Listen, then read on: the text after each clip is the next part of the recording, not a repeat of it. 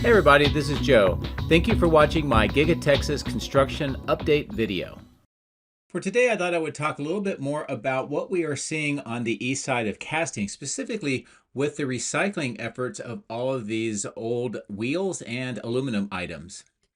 So over the last year or so, we've been documenting the changes to the casting machine structure with the addition of furnaces inside and the melt center on the exterior. And there's also this related patent that talks about how they are doing this and also how they're able to recycle these old wheels and then use this for new castings. This patent is fairly recent. The link is at the bottom of the screen. It's also in the video description. It has a lot of detail. So I'm just going to go over some of the highlights and give you some historical imagery inside the casting machine structure just so that we can understand what is going on and how they are doing this.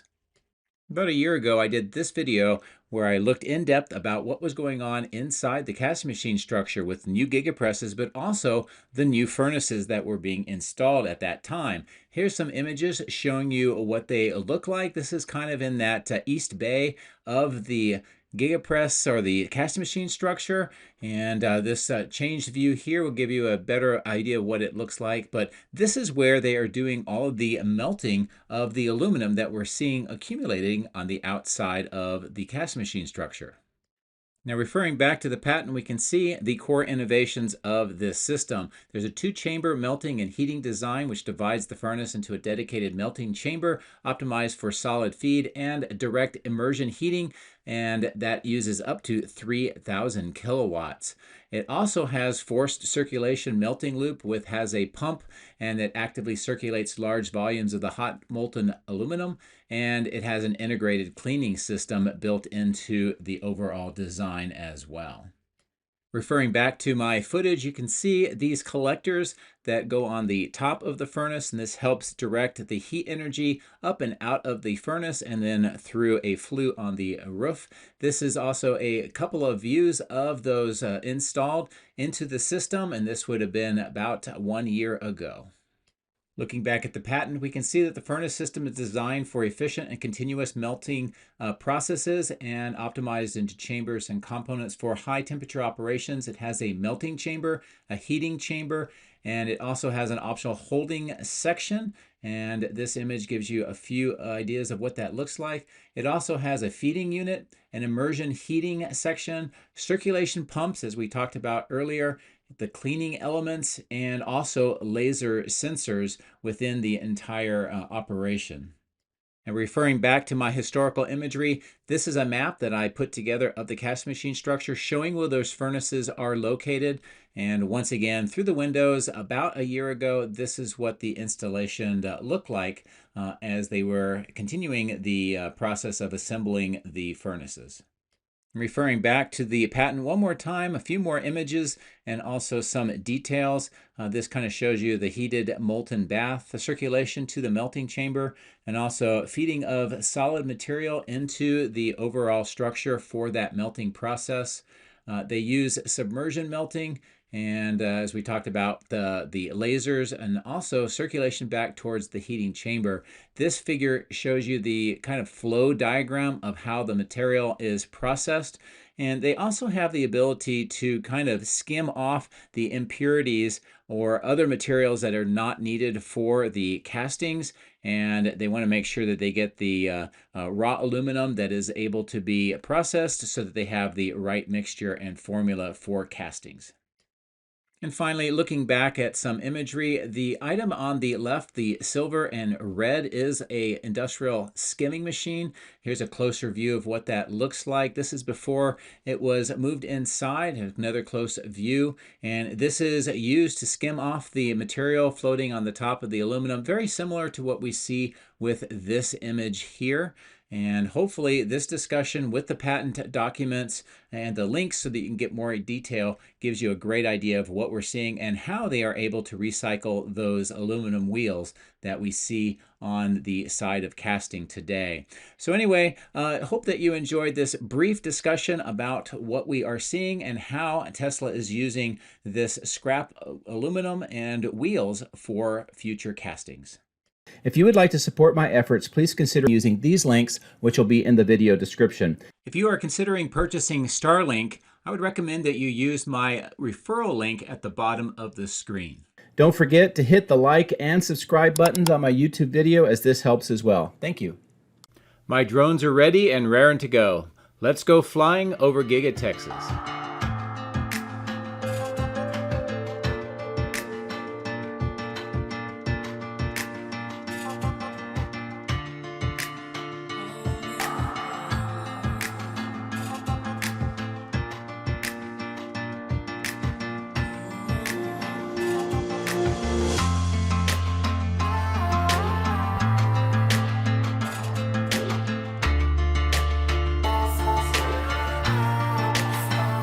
Good morning from the northwest side, looking at this clearing, and this is what it appears like today. There's active work on both the clean and graded side and the area where they are preparing for more fill dirt to come in. We can also see a kind of a silt fence around the north and west sides, and that's kind of defining the overall construction site. So that is great to see. A lot more earthwork remains to get this ready for construction, which hopefully we'll see probably by the summer.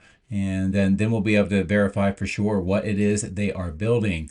But as you can tell, this is Tesla Road and the road that goes to the south over towards the end of line facility and the outbound lot, which you can see in the top of the screen. The bottom of the screen is that new terminal for the natural gas pipeline that was installed to add to the Sandhill Energy Plant's capabilities. So let's get ready to cross over the highway. We'll resume on the other side.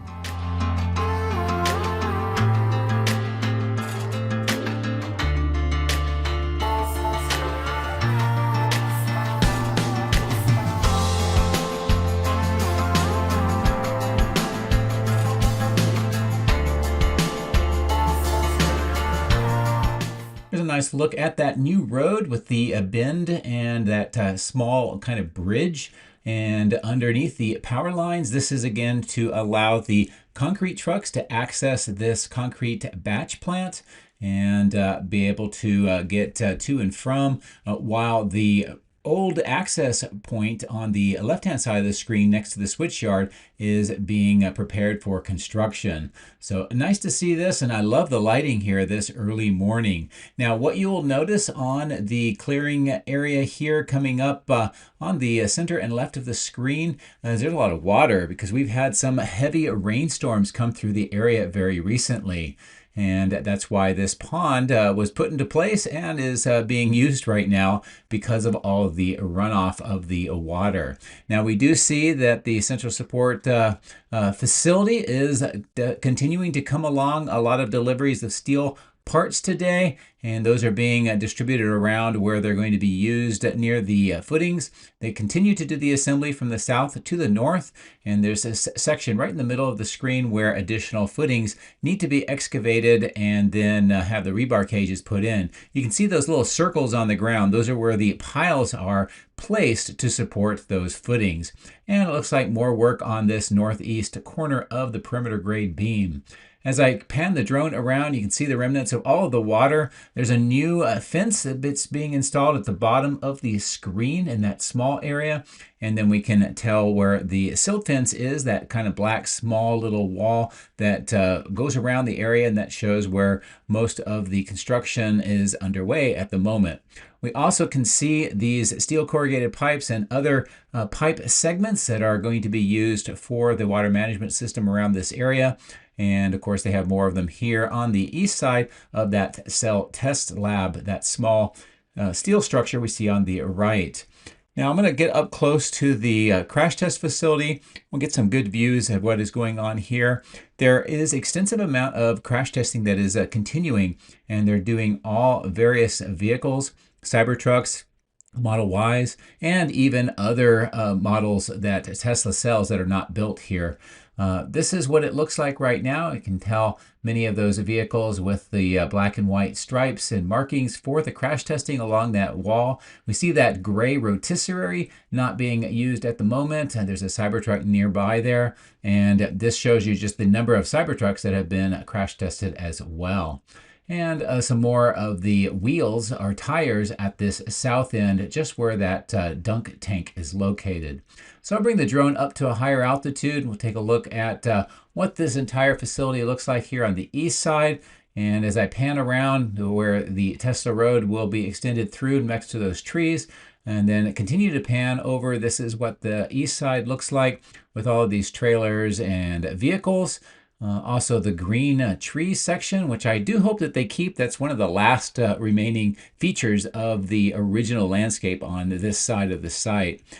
The closer look at the warehouse on wheels here on the east side, all of these trailers, and they're all waiting for their opportunity to be taken over to the factory to unload their parts that are used for production. And it's a good sign of how much of those trailers are located here today. As we get back towards the south end of the die shop, we'll look across at that new structure. We can tell that almost a third of it now, maybe 25%, has that roof decking, that silver material that is the main structure of the roof. And then we'll see that they'll put some insulation and weatherproof membranes on top of that to seal it off. But right now, this is what it appears like, and it's looks like a contiguous roof all the way across with no visible openings at this time. They have more of the decking laid out on the beams here on this white section, and they're starting from that southwest corner, installing more of the decking. And a nice look back to the north along the rest of the foundation, the steel, the cranes getting ready to lift the steel and continue with the assembly. And a nice lower down view here, and showing those kind of V-type inverted structures that helps with the strength of the overall facility. Now as I pull away, not only do we get a good view of that construction site, but I wanted to talk about these trailers at the bottom of the screen. These are Aries. They provide modular rooms or structures like these. And what I think is maybe happening is that these are going to replace the ones that we see right in the middle of the screen. This is where Tesla's temporary offices, welcome center, and so forth have been for quite some time. And I think that what we may be seeing is this being relocated down to that parking lot so they can continue preparing this area for larger scale construction. So that'll be something that I do watch. I did have a viewer that pointed out what the Aries company was for, and I wanted to make sure that I addressed that here in the video. So thank you very much for that additional information.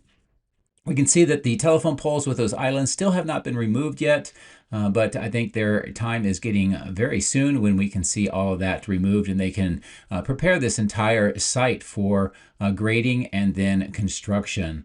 On the right-hand side of the screen is where we'll see the switch yard extended. We do see some more earthwork closing into where those trailers are, just on the east side of the Megapack here.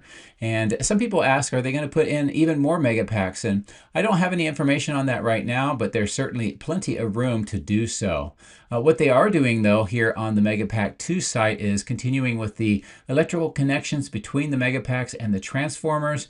And you can see some of that work going on here. They're using the plastic white kind of wrapping to help keep the workers out of the mud because of all the rain. So I'm going to bring the drone up. We'll fly across the parking lot and reposition near the casting machine structure where there's a lot of interesting details today.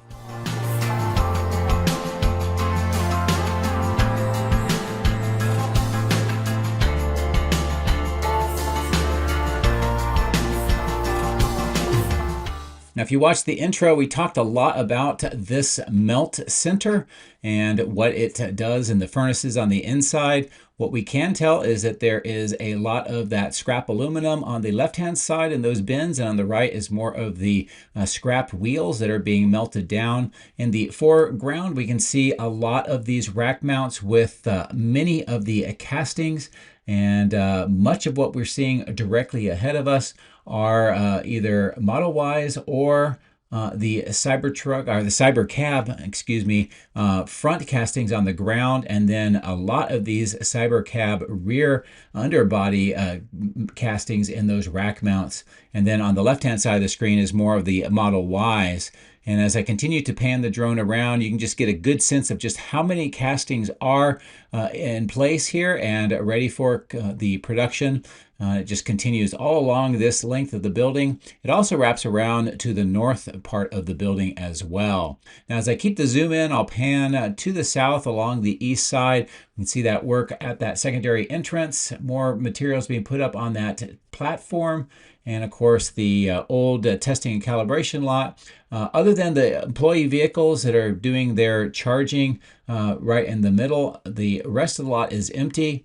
And normally we've seen some Cybertrucks kept there, but nothing today. And I didn't see any noticeable activity at the parking garage. So I'll return my drone view back towards this casting machine area. And as I mentioned, you can see all the castings that wrap all the way around to that northeast and even into that north parking lot. So casting production is definitely moving along quite quickly right now.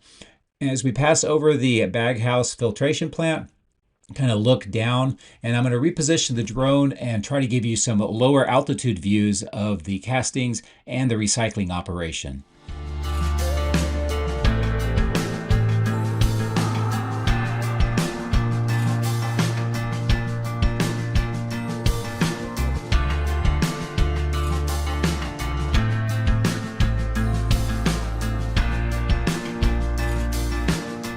Okay, now that I brought the drone down, this is a great view of all of the castings that are on this apron. Many of them are Cybercabs on the right-hand side of the screen, and in these rack mounts, some more of the Cybercab front ones on the ground here, and intermixed are some Model Ys. In addition to that, here on the ground, I think we are seeing some parts to a Gigapress that are waiting for assembly.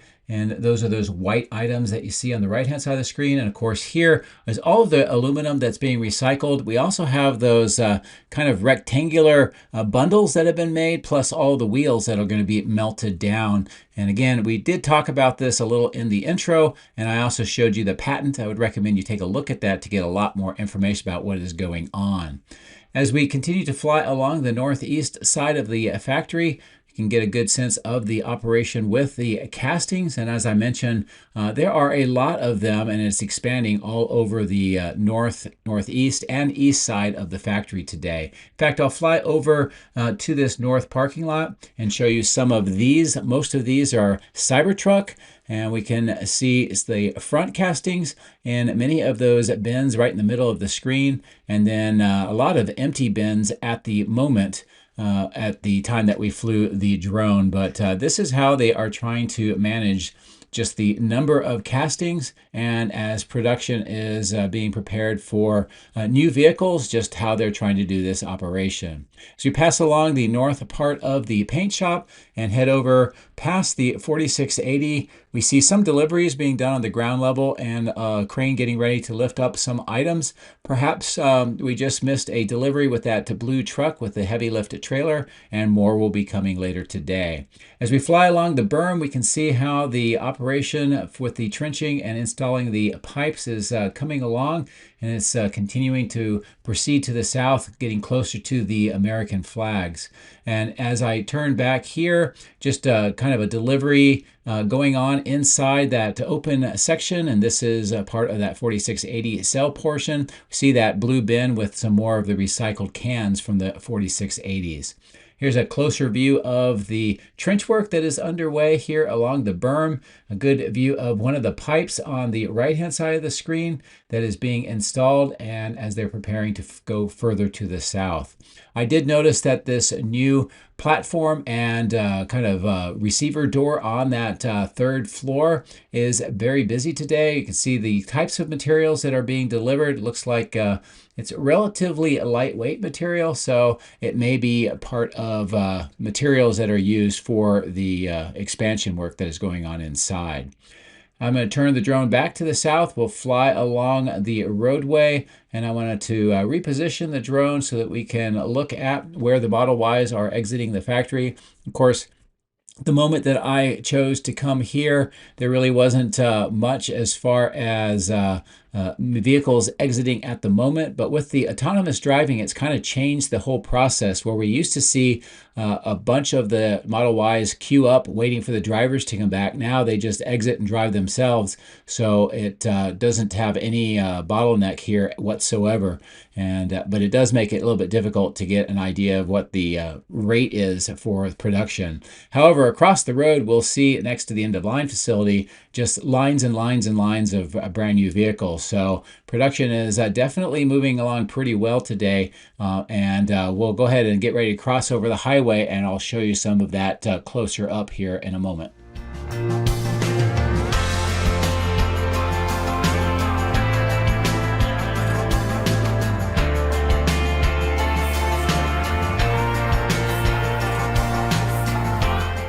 Now, if you recall my Monday video, this lot was completely empty.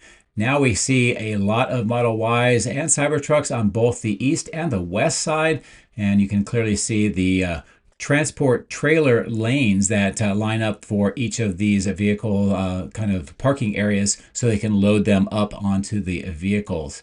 Now, one of the things I've heard recently is we know that the vehicles autonomously drive themselves over to this part of the facility, and they use these 4 lanes that you see on the right-hand side of the screen to line up, and then they are driven by humans inside the end-of-line facility. But what I'm hearing is that they are working on addressing that by having the ability for the vehicles to not only drive all the way into the end-of-line facility, but also they're working to get the vehicles to be able to line up and be able to be put onto the transport vehicles in some manner. And I don't know exactly what that is, but I do know that that is being worked on right now. And I think that's an overall Tesla objective. So it'll be in many of their factories, not just here at Giga-Texas. But this is just the first of the growth of using autonomy much more frequently and also throughout the entire process. So it'll be great to see as that continues to mature. But this is a close, good view of all of these cars that have driven themselves over to this point, and they are getting ready to enter into the end of line for that final processing. Another view here at the north outbound lot gives you a good view of the number of Model Ys that have been produced since Monday, and also some of the Cybertrucks here. It is interesting to note that all of the rear-wheel drive Cybertrucks that were in this area have now departed the site. We also see Model Ys kind of going around this edge of the site as well. So just interesting to see the movement of vehicles and what that may or may not be indicating, but something to keep watching for. As I get over to this material staging yard, there are a number of developments that I want to show you. One, we can see some of the steel items were getting moved by a forklift or front-end loader. Two, we see that the number of transformers here is starting to change in a positive way as more transformers are arriving back onto the site. We can see one of those being delivered by that yellow truck just now. Earlier, before I got a chance to do the video, I did some shots of photos, and there was a red truck unloading one. So for whatever reason, we're seeing the transformer number here increasing. And in addition to that, we're going to see more of the transformers on the south end arriving as well. While I'm here, I wanted to show you these 4 mobile superchargers and why they are in this location, and it looks like they're being prepared for use. I'm not sure, but it is possible perhaps that these are being placed for either upcoming holidays where there's going to be demand for superchargers, or maybe they'll be using these for the Robotaxi unveil. I'm not really sure. But anyway, there's all of these brown wrapped items that are part of what I believe is a stamping press waiting for their turn to be installed at some point. All of these silver wrapped items, which some of which have been production items for the 4680 waiting for their chance to be installed as well, plus some of the workshops and other equipment and materials that are stored here. I also wanted to just get a quick update on what is going on with this clearing. You can definitely tell with all of the rain, a lot of the water here, but that gray material is coming from that tunnel boring that's going under the river for the caissons. And the rest of it looks like there's not much earthwork today, probably because it's so muddy. This is a good view of some more of the steel that is being stored here on this side of the site. And as I continue to maneuver the drone around, as I mentioned, we are getting even more, I believe we're getting more of the transformers here. Earlier when I did some stills, this truck here, the kind of the canopy roof or the top of it was open, and there was a transformer inside. And I don't know if that had been delivered or they're getting ready to take it off site. But nonetheless, it's the first time we've seen some changes on the transformers on this part of the site. So something I'll keep watching as time goes on. As I pan the drone across the entire West Support Facility, a great overall view of how this is put together. And of course, the West Warehouse on Wheels is very full of trailers today, which is another great sign when it comes to production. I'm going to bring the drone back down for a brief look at the operations here with the caisson. Now, they do have the crane very close to the opening of the caisson itself, so I'm not going to get close to look in there today, but that is where the tunnel boring is taking place, and then they're using those concrete liners to push in and line that bore, again going underneath the Colorado River. I did see several Cybertrucks exiting out of the Cyber Tunnel today. Unfortunately, I was able to get a lot of stills, but not the video. But it is very clear that they are continuing to use this for new Cybertrucks to depart the factory and then come over to this side underneath the highway. Now, speaking of which, I've resumed the flight on the other side of the highway. We're coming into this holding point where we see some Cybertrucks on the bottom of the screen. But the big thing that I want to show you is the work that's going on here, where there used to be that temporary loading platform. That is now gone. They are cleaning the windows because of all the debris that was deposited there while they were using that temporary platform. On the top, that concrete wall panel that we saw being prepared for installation on my previous video has been installed, and now they're getting ready to extend that window line through this area. So that suggests that this is no longer going to be used for any equipment to be installed in the factory, and that will be done on the new semi-temporary platform further to the north. On the roof, this is the current situation with the solar panel installation, and we can see that kind of thin line that's going along the bottom of the letters, more of the rack mounts waiting for solar panels on the bottom right. And as we come back in, I noticed that there was a group of workers here in and amongst these solar panels, and it looks like either they're doing some connections or they're doing some testing. I'm not sure why, but that is something that has not happened in a while, so I'm going to be watching that to see what's happening with the solar panels on the roof. I know that that's a kind of a high emphasis item for many viewers, so hopefully we'll get some more visuals on what's going on with the solar panels. As I get to this edge of the roof, I'll look straight down where they are doing that excavation work. They've removed some of the concrete, and this is a good status of what is going on here. And it looks like they're going to be extending that further across this concrete apron. We do see this other temporary platform, and that is being used or will be used for more equipment installation into the second floor of this extension. As I bring the drone down a little bit lower, this is a nice view of that cooling plant on the right, some of the mobile restaurant trucks, and those are very popular here, plus a view along the entire east side, and then looking through the southeast side windows of some of the activity that is going on inside. Now, I don't have yet, but I have heard that there is a new permit that talks about adding office space into this south end extension. And if I can get that, I will share that with you, and that would be very interesting because one of the original purposes of the extension was for additional office space. So Perhaps now that the Cortex is mostly installed, they're going to try to use the rest of the facility for other purposes, since there is a lot of space still remaining. As we passed River Road, we saw some of the purple irrigation pipes being installed by those workers, and that seems to be continuing. And then as we cross over the road, we see the work here next to the caisson. We do see some of those auger drills on the left-hand side of the screen, some of the trench boxes, and one of them is in place. And of course, there's some work that is being done in amongst with all that water that's there to prepare for more of the pipes. And I think that may be related to the trenching that we saw along the west berm. And that goes underneath the road over to this excavation, where if we look down in, we'll see one of those pipes very similar to the ones that are being installed on that north end. So I think these will all eventually connect together at some point as they continue the work.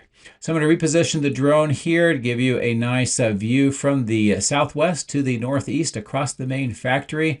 And I'll just kind of fly along the south end and prepare for the end of the video. So hopefully with what we talked about in the intro and throughout the main video itself, you found a lot of interesting information and it was helpful and informative. As always, thank you very much for watching. I do appreciate your support. It means a lot to me, and I hope you have a great rest of the week. Take care.